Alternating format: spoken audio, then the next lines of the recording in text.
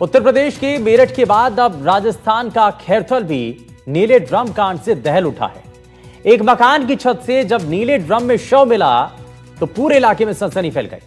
अलवर का यह murder mystery case भले ही अलग हो, लेकिन इसकी हिस्ट्री मेरठ की मुस्कान और साहिल वाली लव स्टोरी से मेल खाती है, क्योंकि हत्या का पैटर्न एक जैसा ही दिखाई देता है।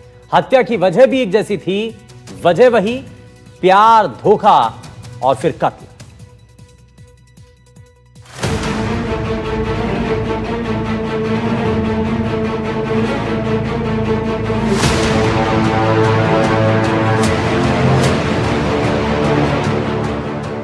खैरथल में मेरठ पार्ट 2 कांड, ड्रम कांड, UP 2 Rajasthan, Alwar murder mystery, Muskan वाली हिस्ट्री।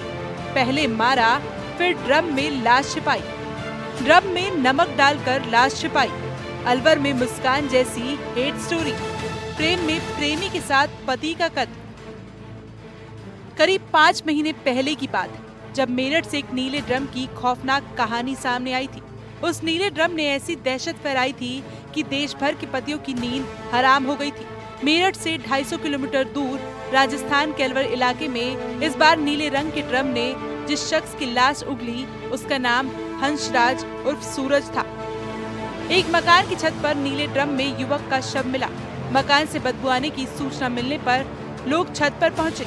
गला काट कर युवक की हत्या की गई थी। हत्या के बाद शव को ड्रम में रखा गया था। शव को गलाने के लिए ड्रम में नमक डाला गया था। 1.5 महीने पहले किराए के मकान में रहने आया था परिवार।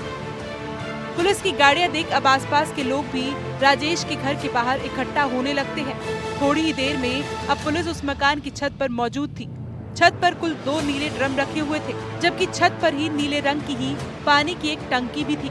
जब पुलिस की टीम छत पर पहुंची, तब भी तेज बदबू आ रही थी, इसलिए सभी ने अपने मुंह और नाक ढक रखे थे। वही कैंपस है जहाँ पर वो किराए पर रहा करते थे। नीचे मकान मालिक रहा करते थे और ऊपर ये परिवार रहा करता था। इस युवक की जो बात की जाए तो जो युवक है ईंट भट्टों पर काम किया करता था और यूपी का रहने वाला बताया जा रहा है। पुलिस ने बताया कि ड्रम के ऊपर एक पत्थर रखा हुआ था। शव को गलाने के लिए ड्रम में नमक डाला गया था। शुरुआती जांच में सामने आया कि हंसराज की धारदार हथियार से गला रेत कर हत्या की गई थी और उसके बाद उसके शव को ड्रम में रखा गया।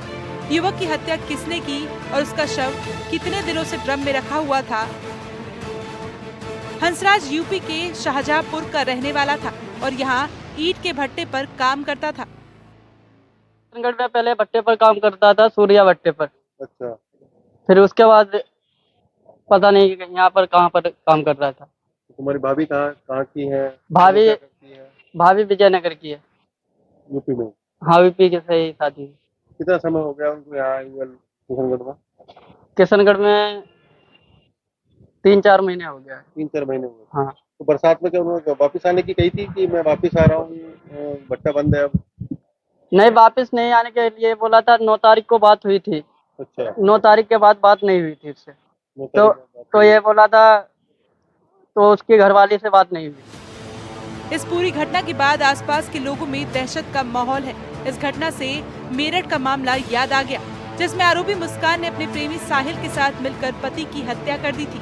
दोनों मामलों में ड्रम का इस्तेमाल शव को छुपाने के लिए किया गया।